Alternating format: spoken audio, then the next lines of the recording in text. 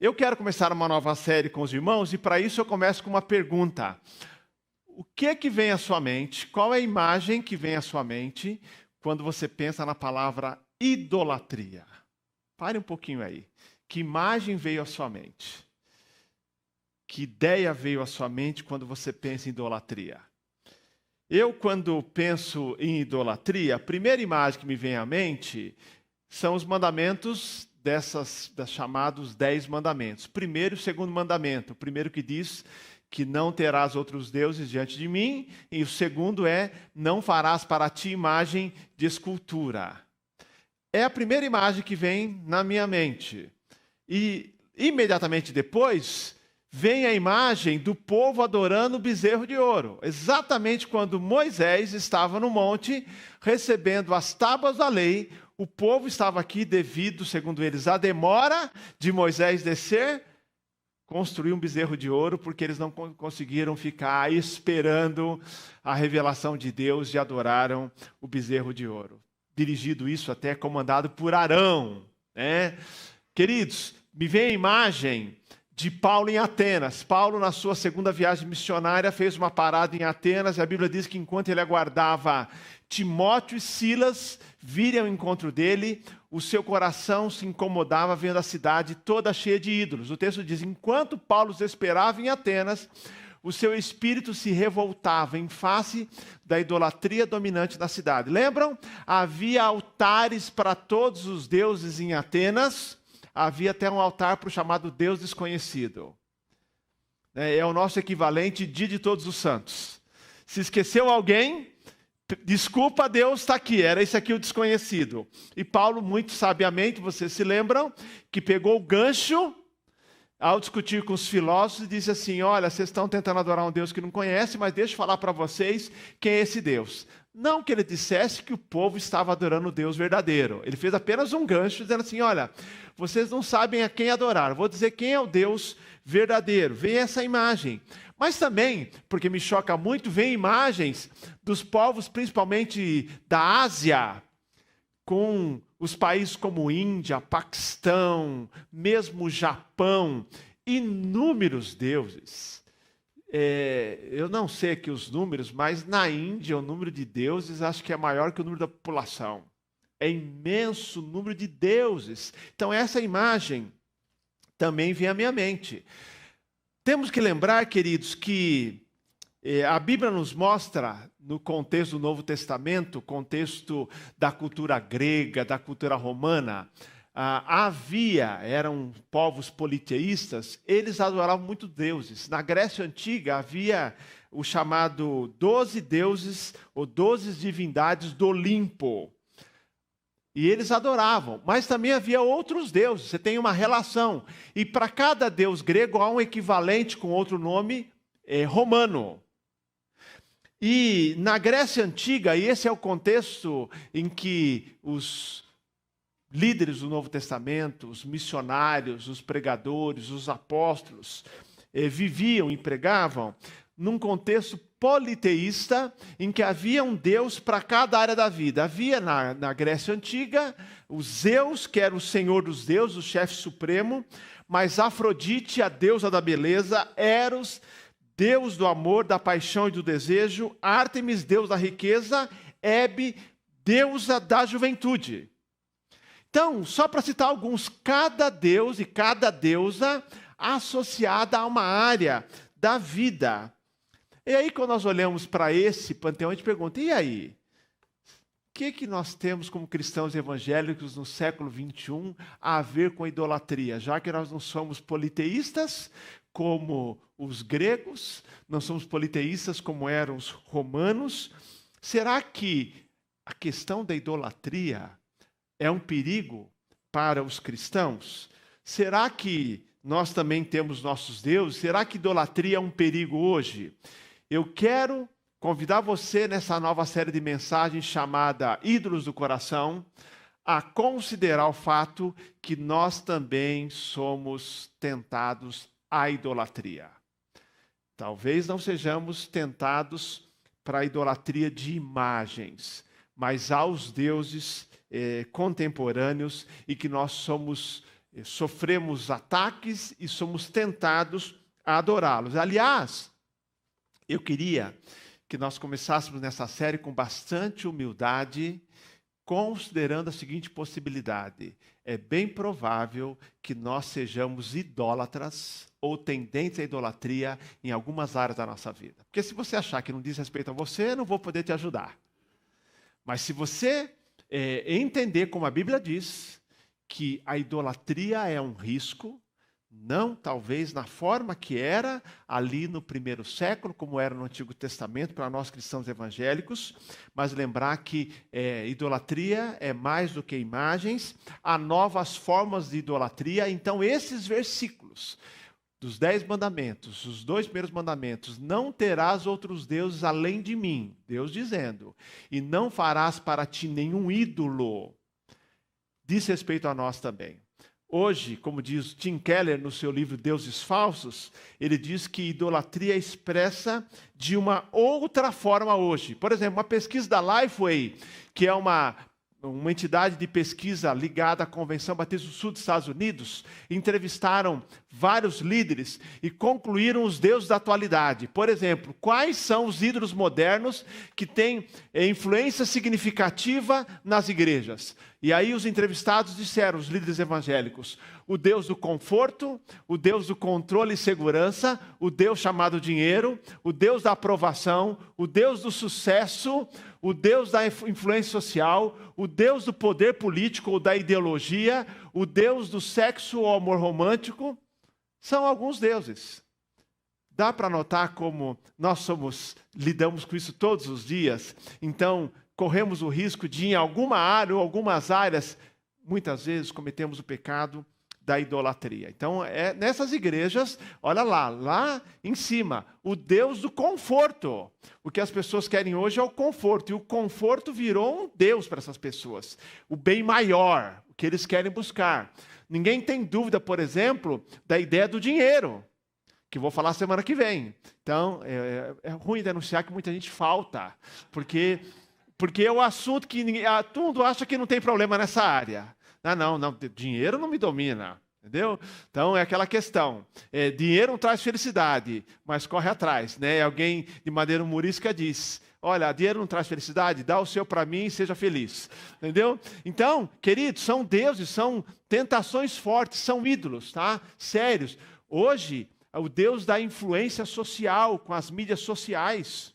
Nós vamos conversar sobre alguns desses deuses, mas o importante é que nós comecemos admitindo que todos nós temos uma tendência, somos tentados a termos os deuses modernos. Eles concorrem com o Deus verdadeiro. Eles são mais do que meramente imagens, diferentemente das culturas antigas. Idolatrias, novas formas no século XXI. Tim Keller diz, nossa sociedade atual não é fundamentalmente diferente dessas antigas culturas. Cada uma delas é dominada pelo seu próprio conjunto de ídolos. Calvino disse que o coração humano é uma fábrica de ídolos. Cada um de nós, desde o ventre materno, é especialista em inventar ídolos. O reformador Calvino, exatamente isso. Nós, desde ali do ventre materno, depois quando nascemos, nosso coração é tendente a inventar ídolos. Por quê? Porque todos nós somos adoradores por natureza. Queridos, se nós não tivermos Deus completamente ocupando o nosso coração, no centro da nossa vida, nós seremos tentados a adorar outros ídolos. E mesmo tendo Deus na nossa vida, somos tentados a dividir a nossa lealdade. Os ídolos são um risco para nós, Calvino disse, somos especialistas em inventar ídolos. Não é à toa que os cantores, os jogadores são chamados de ídolos, né? E pense só nessas questões aí dos fã-clubes, o que essas pessoas são capazes de fazer por causa de um ídolo.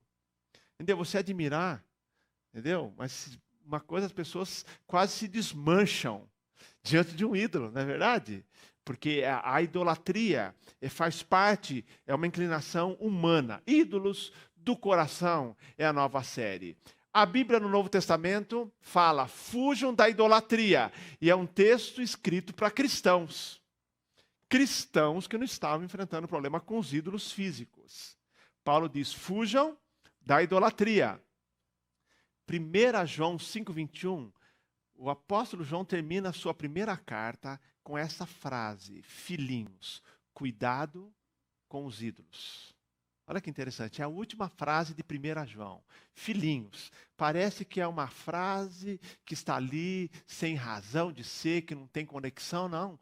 Apenas no final da carta ele fala de um problema central de cada cristão, os ídolos. Ele fala: filhinho, cuidado com os ídolos. Outra tradução diz: filhinhos, guardai-vos dos ídolos. Filhinhos é uma expressão que ele usava, amorosa, para se referir a cada cristão. Queridos, conversão em 1 Tessalonicenses 1 é descrita como sendo o abandono dos ídolos para servir o Deus vivo e verdadeiro. Paulo escreve a Tessalonicenses e fala que aquela igreja estava tendo uma influência maravilhosa em toda aquela região, a tal ponto que Paulo disse: eu nem preciso falar do evangelho, porque a fama de vocês, o testemunho de vocês está correndo em tudo quanto é canto. Onde eu chego, já chegaram antes, já souberam que vocês se converteram. E Paulo descreve a conversão de uma maneira maravilhosa. Ele fala que vocês se converteram dos ídolos para servir o Deus vivo e verdadeiro. Se converteram, queridos, dos ídolos para servir o único Deus vivo e verdadeiro. Então, hoje eu quero pensar com vocês sobre o que é idolatria e pensar em alguns ídolos do nosso coração e nessa introdução falar um pouquinho sobre o que são os ídolos e como evitá-los. Ezequiel, capítulo 14, quero convidar você a abrir, eu vou ler os versos 1 a 11. A série é Ídolos do Coração. E esse texto fala exatamente dos ídolos do coração. Então, alguns dos anciãos de Israel vieram e se assentaram diante de mim. A palavra do Senhor vem a mim dizendo: filho do homem, esses homens levantaram ídolos dentro de seu coração e puseram diante de si o tropeço que os leva a cair em iniquidade, cometer pecado. Será que eu deveria permitir que eles me consultem? Ou seja, que eles fiquem com um pé numa canoa e outro noutra? Portanto, fale com eles e diga-lhes: assim diz o Senhor Deus: qualquer homem da casa de Israel que levantar ídolos dentro de seu coração e puser diante de si tropeço que o leva a cair em iniquidade, e que depois vier consultar um profeta, eu, o Senhor, lhe responderei segundo a multidão de seus ídolos. Farei isso para que eu possa, olha o que diz a palavra, para que eu possa conquistar novamente a casa de Israel no seu próprio coração, porque todos se afastaram de mim para seguir os seus ídolos. Portanto, diga à casa de Israel: assim diz o Senhor, convertam-se e afastem-se dos seus ídolos, desviem o rosto de todas as suas abominações, porque qualquer homem da casa de Israel, ou dos estrangeiros que moram em Israel, que se afastar de mim, que levantar ídolos dentro do seu coração, e que depois vier consultar um profeta, para me consultar por meio dele, a esse eu, o Senhor, responderei por mim mesmo, voltarei o rosto contra o tal homem, farei dele um sinal e um provérbio, e o eliminarei do meio do meu povo, e vocês saberão que eu sou o Senhor. Se o profeta for enganado e falar alguma coisa, fui eu, o Senhor, que enganei esse profeta, estenderei a mão contra ele e o eliminarei do meio do meu povo de Israel. Ambos levarão sobre si a sua iniquidade. A iniquidade daquele que consulta será como do profeta, para que a casa de Israel não se desvie mais de mim, nem mais se contaminem com todas as suas transgressões. Eles serão meu povo e eu serei o seu Deus, diz o Senhor Deus. Amém? Vamos orar. Deus de amor, quando nós nos voltamos à tua palavra nessa manhã, diante de um sério perigo de idolatria, de dividirmos a lealdade, de nos desviarmos do Deus verdadeiro para outras coisas e pessoas que supostamente trazem segurança, nós pedimos, Pai, que o Senhor nos dê durante hoje e esta série uma percepção muito clara que nós precisamos fazer o que João nos diz: ter cuidado com os ídolos, guardar dos ídolos, porque eles ainda são uma ameaça para o cristianismo no século 21. E que nós possamos, durante essa série, lembrar que somente o Senhor precisa e pode estar no trono da nossa vida. Só o Senhor pode ser adorado. Só o Senhor deve ser buscado como fonte última de significado, propósito e satisfação. Que nós encontremos no Senhor, porque só o Senhor pode nos dar tudo o que precisamos para a nossa vida. E que nós não nos desviemos para qualquer ídolo que promete algo para a nossa vida. É a minha oração, Pai querido, em nome de Jesus. Amém, Senhor. Amém. Podem sentar, queridos. Ídolos do coração. O que são ídolos? Segundo o texto, ídolos, em primeiro lugar, são erguidos no coração, queridos. Muitas vezes as pessoas pensam só na imagem física, mas segundo a Bíblia, esse é um texto ainda no Antigo Testamento, dizendo que ídolos é mais do que uma imagem, ídolos são erguidos no coração. E por isso que idolatria é um tema muito discutido nas Escrituras, inclusive no Novo Testamento, queridos. E a Bíblia apresenta idolatria como um problema do coração. Mesmo no Antigo Testamento, quando alguém fazia uma imagem física para adorar, é porque o coração já tinha se desviado do Senhor. A idolatria começa no coração. Os nossos pecados, diz Dr. Walker, são apenas sintomas de um problema no nosso coração. Então, queridos, o ídolo, segundo a Bíblia, eles estão no coração porque é alguma coisa que nos motiva, que nos controla e nos governa. Então, acho que a primeira pergunta que nós temos que fazer hoje de manhã é a seguinte: o que é que tem governado a nossa vida? Pensa aqui um pouquinho. O que tem de governar a sua vida? Será que é o dinheiro? Será que é a busca de sucesso? Será que é uma pressão por influência social? Será que é a aparência física? Pense no nosso mundo, pense na sua vida. O que te tenta mais? Você conhece pessoas que são dominadas pelo dinheiro? Conhece pessoas que são dominadas pela aparência física? Que não tem fim às cirurgias plásticas? Conhece? Você conhece pessoas que são dominadas pela aprovação, que elas não conseguem viver se não receberem os likes lá no Facebook, no terem seguidores, no Instagram, ou na aprovação social? Entendeu? Quantas vezes nós encontramos e nós somos tentados nessas áreas, são coisas que dominam o coração. Coisas boas, mas que podem se tornar um ídolo no coração.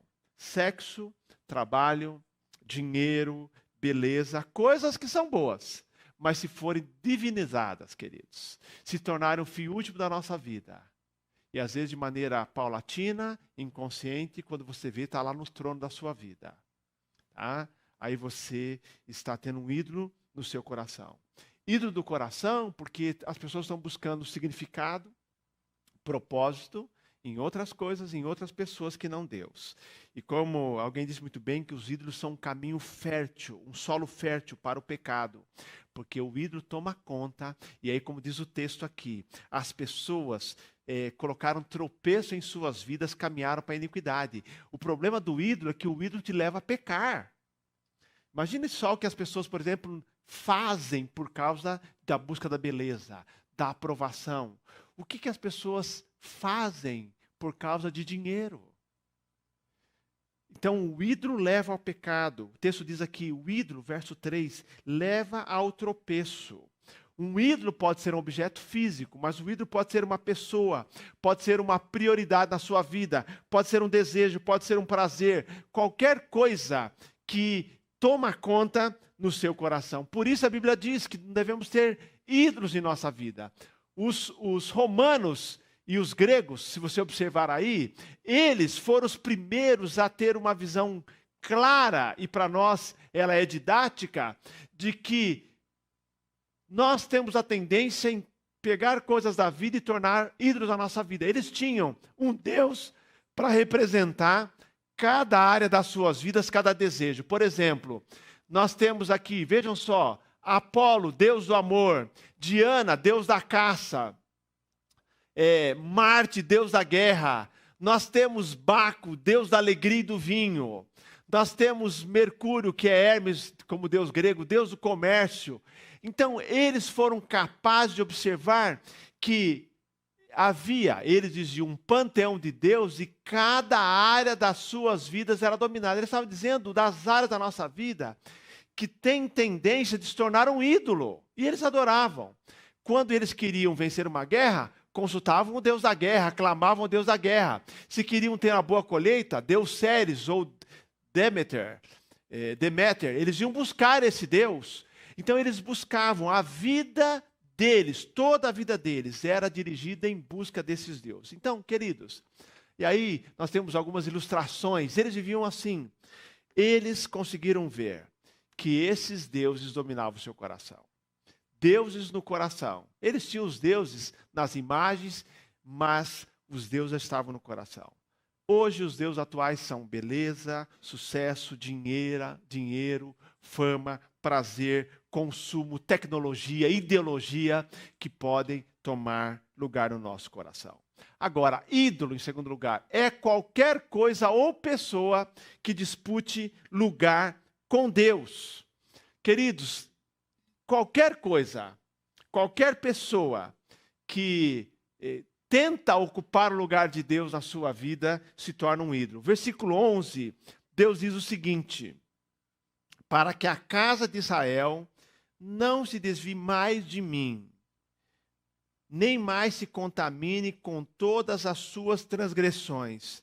Eles serão o meu povo e eu serei o seu Deus. Algo que a gente vê na Bíblia com muita clareza no Antigo e Novo Testamento é que Deus só aceita uma relação de exclusividade. Eles serão o meu povo e eu serei o seu Deus.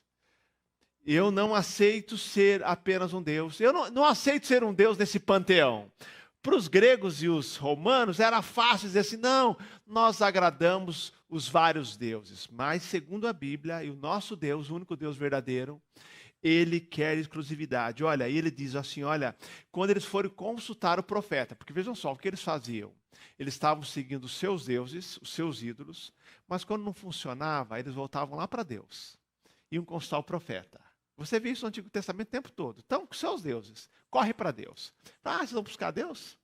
Então eu vou pedir para que o profeta traga uma mensagem que não ajude vocês. Um caminho errado. Para que vocês entendam que eu não aceito dividir a minha glória. Ou vocês confiam em Deus completamente, ou não tem jeito. A nossa pergunta aqui, a segunda pergunta, primeira foi, que nós fizemos aqui, o que tem muitas vezes governado a sua vida, o que tem ocupado espaço. E aqui, queridos, uma pergunta para nós fazermos é o seguinte: será que nós estamos dependendo exclusivamente de Deus para encontrar salvação, sustento, propósito de vida, significado? Ou nós estamos buscando a Deus, mas não conseguimos encontrar essas coisas a não ser nos ídolos? Ou nós estamos encontrando? Será que nós dizemos, não, Deus na minha vida espiritual sim já me salvou, mas olha, eu preciso de conforto, eu preciso de dinheiro, né? O dinheiro me traz, eu preciso de aprovação social. Muitas vezes nós estamos tentando completar, ou vivendo com essas coisas como prioritárias na nossa vida e de vez em quando correndo para Deus quando a coisa aperta. E Deus diz assim, não, olha, eu vou mostrar a eles, vou desmascarar essa atitude, porque eles precisam ser o meu povo para que eu de fato seja o Deus. Tudo aquilo que o seu coração se apega, aqui seu coração apega, se torna um ídolo. Tudo aquilo em que você confia, onde você encontra segurança ou prazer, pode se tornar um ídolo. Ser idólatra é encontrar ou tentar encontrar a felicidade em alguém ou algo que não seja Deus. Aquilo que só Deus pode dar. A gente diz isso, um relacionamento pode se tornar um ídolo na sua vida. Sabia disso? Você pode ter um relacionamento buscando a satisfação nesse relacionamento que só Deus pode dar. Deus quer que você tenha relacionamentos, Deus quer que você tenha dinheiro, Deus quer te dar um conforto, mas quando você faz disso um fim último, há pessoas que são escravizadas buscando num relacionamento aquela paz, aquela felicidade que só Deus pode dar. C.J. Mahaney diz o seguinte: Deus nos ordenou nas Escrituras a encontrarmos felicidade somente nele. Portanto, o ídolo, além de ser feito no coração, é qualquer coisa ou pessoa que dispute o lugar com Deus.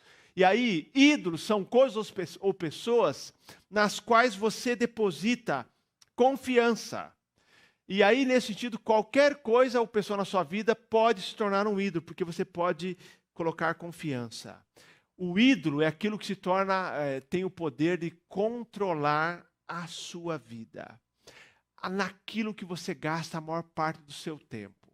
Imagine só alguém que é dominado pelo desejo de encontrar aprovação social o tempo todo. Pode imaginar? Eu conheço pessoas, queridos, que entraram uma profunda depressão porque nas redes sociais não receberam a aprovação que gostariam. Ah, não, cadê meus seguidores? Cadê os likes aqui? E as pessoas entraram numa depressão porque aquilo é dominado. Há pessoas que, embora milionárias, numa crise de mercado, perderam dinheiro, mas continuavam milionárias, se desesperaram. Algumas, eu sei, tiraram as suas vidas. Crise de 2008 nos Estados Unidos, pessoas tiraram as suas vidas porque se tornaram menos milionárias. Por quê? O dinheiro estava dominando, era um ídolo, queridos. Um ídolo em suas vidas, queridos, um ídolo. Qualquer coisa. Há pessoas que simplesmente se perderam quando um relacionamento acabou, porque colocaram a confiança naquele relacionamento. Ídolos são coisas ou são pessoas, pode ser posições, podem ser desejos, nas quais você deposita a sua confiança. Se você esperar de coisas, de pessoas, o que só Deus pode dar, você vai estar idolatrando, e idolatria não satisfaz. Idolatria escraviza, não satisfaz. Quem não escraviza é Deus. Idolatria escraviza, porque não tem fim. Né? Quando a gente fala, por exemplo, daquele que é o maior ídolo, que eu imagino que é o dinheiro, a pergunta é, quanto mais você precisa? Não tem fim, se ele for o seu Deus. Se ele não for o seu Deus, você vai viver contente e a sua riqueza pode aumentar. Mas a sua riqueza aumentar não vai aumentar o seu contentamento, porque você já é contente. Em qualquer área da vida. Um ídolo tem o poder de controle, sejam recursos financeiros, recursos também emocionais. Beleza, corpo, sucesso, fama, reconhecimento, consumo, busca de aprovação, busca de conforto, pode roubar o seu lugar. Tim Keller, ele fala que ídolo é qualquer coisa que seja mais importante para Deus. Por isso que eu gosto dessa definição que Paulo dá aos Tessalonicenses, primeira carta, versículo 9. O que foi a conversão? A conversão foi o seguinte, ele diz, pois eles mesmos, o povo que vive ao redor de Tessalônica, relatam de que maneira vocês nos receberam, como se voltaram para Deus, deixando os ídolos a fim de servir ao Deus vivo e verdadeiro. Queridos, eu queria que você, nesse início de série, guardasse essa expressão, que conversão é um processo, nós nos convertemos em termos de receber a salvação uma vez só, mas quantas vezes durante a nossa vida cristã precisamos nos converter e voltar para o caminho correto? Um retorno. É esse processo de deixar os ídolos e se voltar ao Deus vivo e verdadeiro. Eu diria, como disse Tim Keller, se ídolo é qualquer coisa que seja mais importante de Deus para você, qualquer coisa que absorva a sua imaginação, que absorva o seu coração, qualquer coisa que só Deus pode dar, se ídolo é isso, a vida cristã é um virar-se constante, as costas, para aquilo que nos promete satisfação e nos voltarmos para Deus, para servir ao Deus vivo e verdadeiro. Evitar o ídolo ou os ídolos do coração é esta recusa constante, diária, de que qualquer coisa ocupe o lugar de Deus e viver uma fé que você deixa ídolos, numa decisão diária, para dizer assim, eu vou servir ao Deus vivo e verdadeiro, porque só Ele pode trazer para a minha vida o propósito, a alegria, a paz, o significado, o bem-estar que os ídolos não podem dar. Os ídolos escravizam, Deus completa. Por isso que, ao falar dessa série ídolos do coração, nós precisamos lembrar que nós precisamos o tempo todo dizer que Deus tem que ser o rei do nosso coração. E eu termino dizendo, lembre-se que idolatria é uma ameaça que nós cristãos evangélicos também enfrentamos. Não parte do pressuposto que diz você está vacinado. Não, nós não estamos. Porque há uma luta constante em nosso coração de coisas e pessoas ocuparem lugar que só Deus pode ocupar. Porque só Ele traz a verdadeira satisfação. E Paulo descreve de maneira linda a conversão dos Tessalonicenses. Deixar os ídolos para servir a Deus vivo e verdadeiro. Que nós também possamos fazer isso o tempo todo, dizendo que Deus é o rei do nosso coração. Queria orar com você agora. Deus de amor, nós nessa manhã reconhecemos que os ídolos ainda são uma ameaça moderna para a nossa vida. Que eles prometem coisas que só o Senhor pode satisfazer e nos dar de verdade. Leva-nos a ter relacionamentos, a desfrutar de coisas que o Senhor nos dá, coisas legítimas, mas que jamais elas ocupem o lugar que é do Senhor.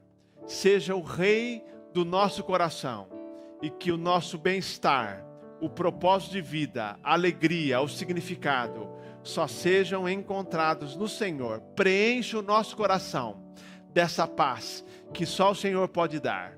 É a minha oração, em nome de Jesus. Amém, Senhor. Amém.